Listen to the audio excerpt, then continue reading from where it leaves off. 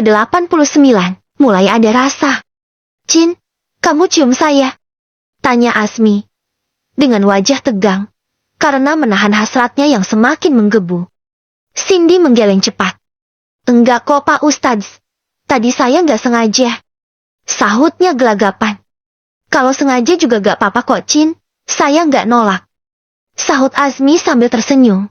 Seandainya Cindy mengaku sengaja, mungkin Asmi akan melakukan hal yang lebih dari ini. Deh. Cindy terkesiap. Apa maksudnya? Pak Ustadz juga mengharapkan itu dari saya. Asmi mengangguk. Saya ini laki-laki normal cinta. Saya juga ingin merasakan semua itu bersamamu. Bisik Asmi, lalu perlahan mendekatkan wajahnya ke arah Cindy. Membuat Cindy terdiam mematung. Chin, sadar Chin. Kamu harus cepat-cepat menjauh Chin, udah mau diterkam ini. Batinnya menyadarkan dirinya, yang seolah-olah juga mendambakan hal itu. Hatinya berteriak-teriak meminta untuk menghindar, namun tubuhnya mengkhianatinya. Cuk! Bibir Asmi pun menyatu dengan bibirnya. Karena Cindy tidak melawan, Asmi pun memperdalam ciumannya, hingga Cindy mendorong dadanya, karena kehabisan nafas. Asmi langsung melepaskan tautannya. Terima kasih ya Chin. Kamu mau memberikan ini kepada saya. Bisiknya, lalu melanjutkan memasak nasi, sedangkan Cindy masih terdiam mematung. Hanya ini saja, tidak ada yang lain. Batin Cindy, ternyata anak itu mengharapkan yang lebih dari ini. Namun ia gengsi untuk menyatakannya. Asmi sudah selesai memasukkan pancinya di rice cooker, namun Cindy masih terdiam mematung. Chin, kok diam aja? Ayo kita masak yang lain. Panggil Asmi. Cindy terkesiap. Iya. Iya Pak Ustadz. Jawabnya gagap. Chin, saya boleh minta satu hal lagi gak sama kamu? Tanya Asmi tiba-tiba. Deh. Jantung Cindy semakin tidak karuan, sebab sejak tadi, otaknya sudah traveling. Entah apa yang sedang dipikirkan oleh Cindy. Mungkinkah dia sudah membayangkan hal yang lebih jauh dari kejadian tadi? Mau minta apa Pak Ustadz? Tanyanya, dengan mata yang berbinar. Saya cuma minta mulai sekarang. Kamu panggil saya Mas aja ya, biar kita lebih akrab. Sahut Asmi. Cindy menghembuskan nafas kasar. Ada raut kecewa di wajah gadis itu. Sebab tadi ia mengira, Asmi meminta hal yang lain. Ternyata otak Cindy lumayan kotor juga ya, gue tertawa. Chin kenapa? Kamu keberatan ya? Tanya Asmi lagi. Cindy menggeleng cepat. Enggak Pak Ustadz. Mas maksudnya. Asmi malah mengelus lembut kepala Cindy. Masya Allah, enak banget didengarnya. Aku suka kita berbicara seperti ini. Aku merasa kita jadi lebih dekat lagi Chin. Ucap Asmi. Ia benar-benar merubah cara bicara mereka, agar tidak terdengar kaku lagi. Iya Mas, aku juga senang kok, bisa panggil Mas Asmi. Sahut Cindy. Senyuman mengambang di bibir Asmi. Ia merasa bahagia. Karena hubungannya dengan Cindy sudah selangkah lebih maju. Selesai masak dan sarapan bersama, kini Asmi siap-siap untuk pergi ke pondok, karena setengah jam lagi akan masuk kelas. Chin, Mas ngajar dulu ya. Ucap Asmi pamit. Nanti siang Mas makan siang di rumah kan? Tanya Cindy. Iya. Emangnya kenapa? Aku mau masakin makan siang aja buat Mas. Jadi nanti harus makan siang di rumah ya. Sahut Cindy sambil tersenyum. Sebenarnya Asmi masih ragu dengan masakan Cindy. Tapi ia mengiyakan saja. Sebab Cindy baru belajar masak. Jadi ia tidak ingin mematahkan semangat istrinya itu. Ya udah, kalau gitu Mas berangkat dulu ya. Assalamualaikum. Cindy meraih tangan Asmi, lalu menciumnya seperti biasa. Waalaikumsalam. Sahutnya. Lalu Asmi benar-benar pergi. Cindy menatap kepergian suaminya di pintu, sampai Asmi menghilang di belokan. Aku kenapa sih? Kok jadi pingin dekat-dekat terus sama Mas Asmi? Padahal dulu aku paling takut jika bertemu dengannya. Kok sekarang malah kangen, pingin jadi muridnya Mas Asmi lagi. Gumam Cindy. Ia belum sadar jika saat ini, Asmi sudah berhasil menggenggam hatinya. Di pondok, Asmi, Ihsan, dan Agil berpapasan. Di depan ruangan Ihsan, dan mereka pun ikut masuk lagi ke dalam ruangan itu, sebab di ruangan Ihsan memang sangat nyaman. dan enak untuk ngobrol-ngobrol. Karena di sana hanya ruangan Ihsan sendiri, tidak dicampur dengan pengajar lain. Kalian kok pada ceria banget mukanya? Tanya Agil pada Ihsan dan Asmi. Sedangkan dirinya sedang murung. Wajahnya pun kusut seperti baju belum disetrika. Iya dong. Sahut dua ustadz itu kompak. Kok pada kompak banget sih? Ada kabar bahagia apa? Tanya Agil. Asmi hanya menggeleng. Ia tidak mungkin menceritakan tentang rumah tangganya pada orang lain. Masa ia dapat cipokan pagi-pagi? Diceritain? Gak mungkin lah. Mungkin aja sih, kalau Asmi kembarannya Yasmin, WKWK. Aku punya kabar gembira tahu mas. Ucap Ihsan antusias. Wajahnya pun terlihat berseri-seri. Apaan? Tanya Agil. Yasmin hamil mas. Alhamdulillah. Ucap Agil dan Asmi bersamaan. Selamat ya Tats. Bentar lagi bakalan dipanggil Abi. Ucap Asmi. Kini giliran Asmi yang merasa iri. Ia juga ingin sekali memiliki anak. Tapi rasanya tidak mungkin. Sebab unboxing aja masih belum. Gimana caranya Cindy bisa hamil? Terima kasih Tats. Sahut Ihsan. Agil malah murung dan terdiam. Mas kok diam aja kenapa? Tanya Ihsan setelah menyadari sang kakak terdiam. Aku sedih. Di rumah sepi banget. Gak kayak biasanya ramah. Sekarang kayak gak ada kehidupan. Ucap Agil. Ihsan menautkan alisnya. Sebab Agil tidak pernah seperti ini. Kenapa? Mas ada masalah sama Mbak Elvira? Tanya Ihsan khawatir. Agil menggeleng. Masalahnya bukan sama Elvira, tapi sama kamu San. Ihsan semakin bingung. Ia tidak merasa memiliki masalah dengan kakaknya. Kok aku sih mas? Emangnya aku salah apa? Salah kamu. Kamu sudah membawa Yasmin pergi dari rumah. Kini rumah kita kembali seperti dulu. Sepi. Dingin. Seperti tidak ada kehidupannya. Karena semua yang tinggal di rumah sudah dewasa semua. Gak ada bocil petakilan lagi. Berasa kehilangan 10 penghuni rumah tahu. Jelasnya. Sebab Yasmin yang satu orang itu. Memang seperti orang ke-10. Hahaha. Ihsan malah tergelak. Mendengar penjelasan Agil. Jeti dari tadi mas murung gara-gara kangen sama Yasmin. Ledeknya. Iya. Kamu jahat banget sih San. Adik kecil kita dibawa pergi. Keluhnya lagi. Aduh maas. Yasmin itu istriku. Wajarlah kalau aku bawa pindah ke rumahku sendiri. Lagian mas ada-ada aja. Di mana-mana orang kalau pindah begini. Adiknya yang dikangenin. Lah ini malah iparnya gimana sih? Ihsan tidak bisa menahan tawanya. Ia merasa Agil terlalu lucu. Kalau kamu mau pindah, pindah aja sana. Tapi harusnya jangan bawa Yasmin. Pulangin lagi dia ke rumah ya. Ucap Agil dengan wajah melasnya. Ihsan menatap sinis Agil. Enak aja. Kalau Yasmin balik ke rumah Abah. Aku tinggal sama siapa? Kamu tinggal sendiri aja. Sahut Agil dengan entengnya. Udah ah, kita sudah mau ngajar ini. Gak usah sedih-sedih lagi. Nanti siang main ke rumahku aja. Sekalian makan siang di rumah. Nanti ajakin Mbak Elvira juga. Soalnya Yasmin sama Umi mau bikin soto. Ucap Ihsan sambil terkekeh. Ia sama sekali tidak cemburu. Sebab ia tahu. Agil menganggap Yasmin hanya sebatas adiknya saja. Karena selama ini mereka tidak memiliki adik perempuan. Agil yang sering bertengkar dengan Yasmin itu. Ternyata sudah menganggap Yasmin seperti adiknya sendiri. Bahkan Ihsan dapat memahami. Betapa sepinya rumah abahnya sekarang tanpa ada Yasmin. Di rumah, Yasmin berniat untuk membuat soto banja. Dengan porsi yang cukup banyak. Karena ia sekalian ingin berbagi pada tetangga barunya. Ia memasak dibantu oleh Umi Arfah, Elvira, Biasi, serta Cindy juga disuruh ke rumahnya untuk membantu. Karena Cindy juga kesepian di rumah sendiri. Cin, kamu sudah bisa masak gak? Tanya Yasmin saat sedang menyiapkan bumbu. Sebab ia tahu Cindy tidak bisa memasak. Cindy menggeleng. Belum Yas. Kemarin aku coba bikin telur balado malah dibuang sama Mas Asmi. Gara-gara kebanyakan cabe. Kebanyakan gula. Kebanyakan micin juga.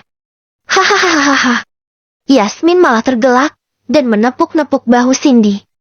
Tetap semangat ya. Kayaknya ada yang lagi berjuang ingin jadi istri yang baik nih. Oh iya. Tadi kamu bilang apa? Mas Asmi. Aku nggak salah dengar? Tanya Yasmin. Setengah meledek. Iya, Mas Asmi. Memangnya kenapa? Enggak, cuma agak berbeda aja. Biasanya kamu panggilnya Pak Ustadz kan? Ledek Yasmin lagi. Anak ini memang sedikit songong. Temannya belajar untuk lebih baik lagi malah diledek. Iya, tapi dia kan suamiku. Jadi rasanya terlalu kaku aja kalau panggilnya Pak Ustadz. Jelas Cindy lagi. Cie. Udah diakuin sebagai suami. Tapi ngomong-ngomong sudah dikasih jatah nggak? Tanya Yasmin, sedikit mengintimidasi. Cindy menggeleng. Belum Yas. Aku belum yakin dengan perasaanku. Aku bingung sebenarnya perasaanku ke Mas Asmi itu seperti apa. Aku juga masih takut untuk melangkah lebih jauh. Karena kami juga baru kenal. Umi Arfah mendekat dan mengelus bahu Cindy. Cindy, maaf kalau Umi ikut campur. Tapi Umi ingin berpesan sama kamu. Kamu tidak boleh ragu dan takut untuk melangkah lebih jauh bersama suamimu. Selama rumah tangga itu, kalian bangun dengan adanya Allah dan Rasulullah. Insya Allah semuanya akan baik-baik saja. Nasihat Umi Arfah, sebab dari tadi beliau juga ada di dekat dua orang itu. Jadi bisa mendengar dengan jelas pembicaraan mereka. Cindy mengangguk. Gitu ya Mi. Tapi aku masih belum yakin pada Mas Asmi. Aku takut nanti ada sifat aslinya yang keluar. Dan membuat aku tidak suka. Karena biasanya orang yang baru menjalin hubungan itu akan sangat manis.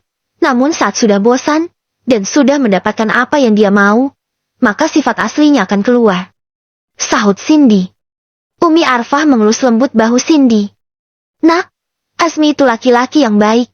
Umi sangat kenal dengannya. Umi yakin dia tidak akan menyakiti kamu. Pesan Umi, kamu harus menjaga apa yang sudah menjadi milik kamu. Jangan kamu sia-siakan dia. Hargai selagi ada, jaga selagi masih bersama. Kamu harus tahu, mempertahankan jauh lebih sulit daripada mendapatkan. Iya Mi, terima kasih nasihatnya. Aku jadi lebih yakin untuk melangkah bersama Mas Asmi. Sahut Cindy. Entah kenapa ia juga merasa nyaman berada di dekat Umi Arfah dan membuatnya nurut pada wanita itu. Mungkin karena Umi Arfah selalu bersikap lembut pada siapapun. Bener tuh Cin, jangan kamu sia-siakan dia. Aku sudah pernah merasakan sakitnya kehilangan Bang Isan. Makanya setelah itu aku berusaha meyakinkan diriku untuk melangkah bersamanya. Padahal di awal aku juga sama seperti kamu penuh dengan keraguan. Bahkan aku sama sekali tidak mengenal Bang Isan. Kami mengenal benar-benar setelah menikah. Lah kamu masih mending sudah mengenal Ustadz Asmi sebelumnya. Timpal Yasmin yang sok dewasa. Padahal dia juga sama aja. Masih suka membuat Isan puyeng. Iya, insya Allah aku akan berusaha untuk menjadi yang lebih baik lagi.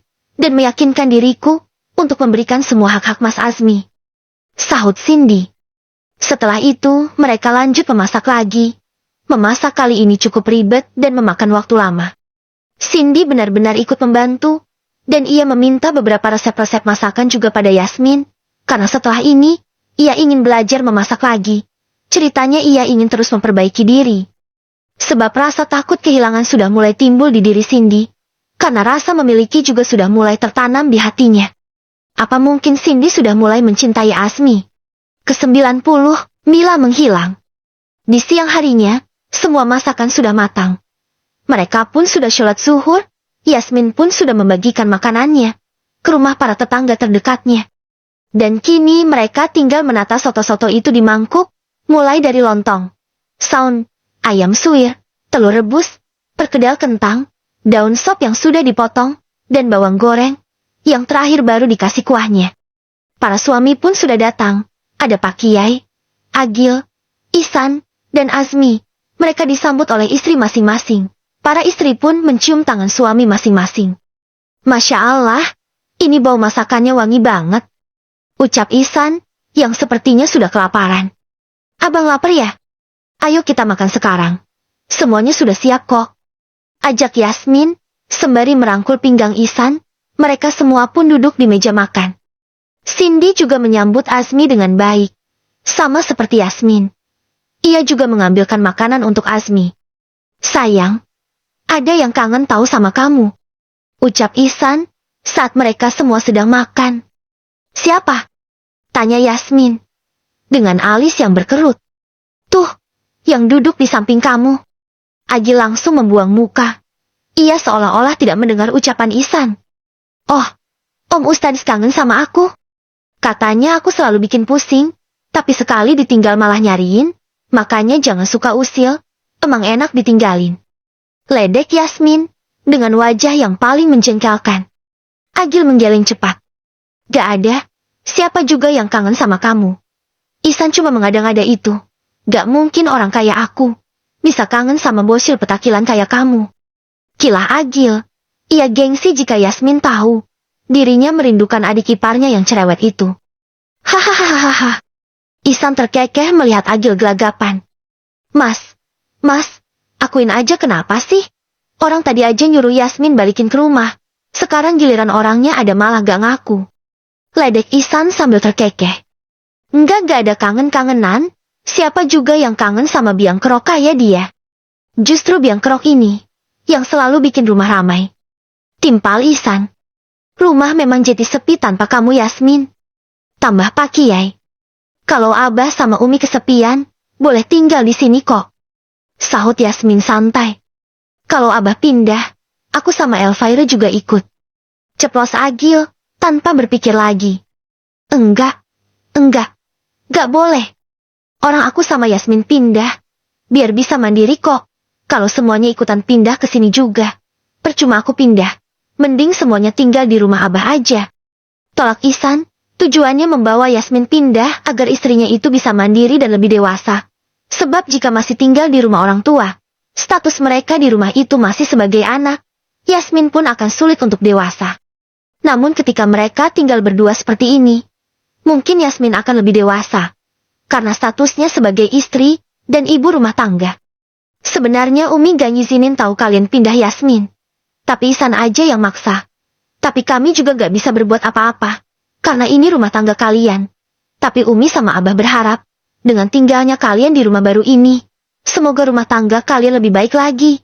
Semoga kalian bisa mewujudkan rumah tangga yang sakinah, mawadah, warahmah di rumah ini. Ucap Umi Arfah, sebenarnya saat Ihsan meminta izin untuk pindah dan ingin hidup mandiri, Umi Arfah sempat keberatan dan menolak keras. Namun karena alasan Ihsan, agar Yasmin bisa dewasa, akhirnya dengan terpaksa mereka mengizinkannya. Amin. Sahut semuanya kompak. Selesai makan semuanya berkumpul di ruang keluarga. Seperti biasa, mereka beristirahat sambil mengobrol-ngobrol. Sedangkan Umi Arfah dan Pak Kiai, mereka beristirahat di kamar. Baru saja Ihsan duduk di sofa, Yasmin sudah mulai merengek lagi, sepertinya ia tidak ingin melihat Ihsan beristirahat. Mulutnya selalu gatel, jika melihat suaminya tidak ada kerjaan. Mbak Aang, aku pingin makan rujak, sama gorengan. Beliin ya ah. Rengeknya manja. Allahu Akbar Yasmin, kamu baru habis makan loh. Geram Agil. Tapi aku pingin makan rujak lagi. Pingin makan gorengan juga. Biasanya siang-siang gini, banyak yang jual gorengan yang masih panas. Ya udah abang beliin. Selain itu kamu mau apa lagi? Tanya Ihsan. Ia benar-benar sigap jika Yasmin meminta sesuatu. Sebab ia terlalu senang dengan kehamilan Yasmin. Gak ada lagi bang itu aja. Sahut Yasmin. Ihsan segera berdiri lagi, dan pergi mencarikan permintaan Yasmin. Enak banget sih kamu Yas. Pingin apa aja langsung diturutin. Dimanjain banget sama Ustaz Ihsan. Ucap Cindy. Ia iri melihat Ihsan begitu perhatian pada Yasmin. Karena Asmi tidak seperhatian itu. Kenapa? Kamu iri ya ah? Pingin dimanjain juga kayak aku.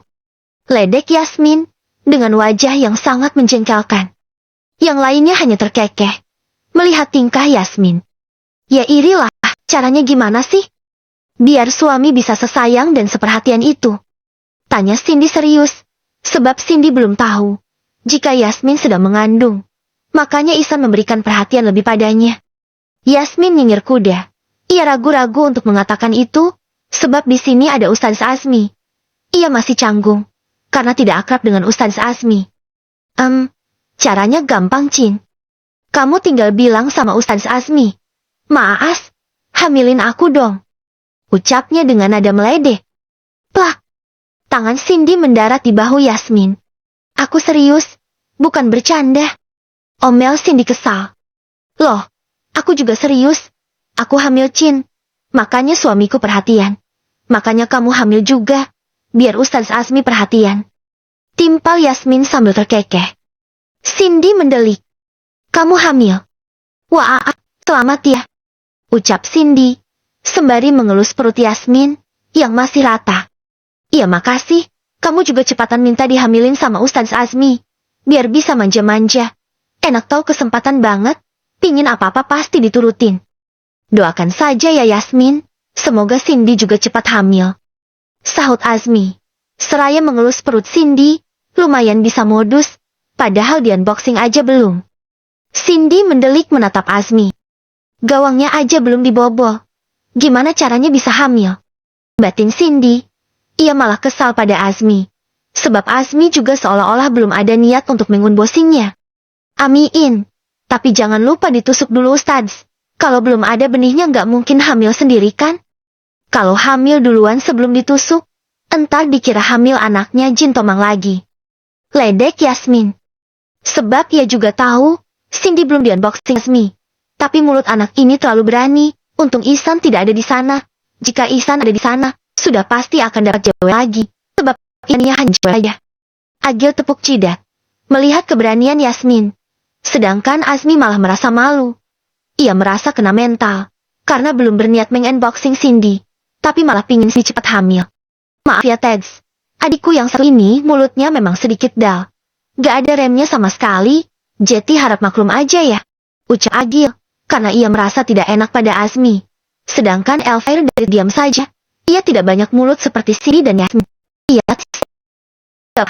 sahut Azmi malu-malu. Cindy mendekatkan mulutnya ke kuping Azmi. Mas pasti kena mental ya, makanya hati-hati kalau bicara Yasmin. Istrinya Ustaz ini unik dan ajaib, kata-katanya selalu di luar prediksi BMKG. Bisik Cindy, membuat wajah Azmi merah, karena semakin malu, karena istrinya juga ikutan ledek. Azmi menatap sini Cindy. Iya, tapi yang dikatakannya benar juga. Kayaknya nanti malam aku akan membobol gawang ya. Lebih cepat lebih baik. Balas Azmi yang juga berbisik. Deh. Kini Cindy yang ketar-ketir. Ia tidak menyangka jika Azmi juga bisa usil seperti ini. Tapi kayaknya ini bukan sekedar bercanda. Bisa saja Azmi benar-benar akan melakukan itu malam ini. Setelah beberapa saat Ihsan sudah pulang, ia menaruh semua gorengan dan rujak itu di piring, untuk dimakan rame-rame. Nih, kamu makan ya sayang, biar anak kita nggak ileran. Ucap Ihsan sambil menyuapi Yasmin, dengan gorengan. Enak banget dia, sudah dibeliin, makanya disuapin pula. Keterlaluan kalau Yasmin masih suka marah-marah pada Ihsan. Iya bang.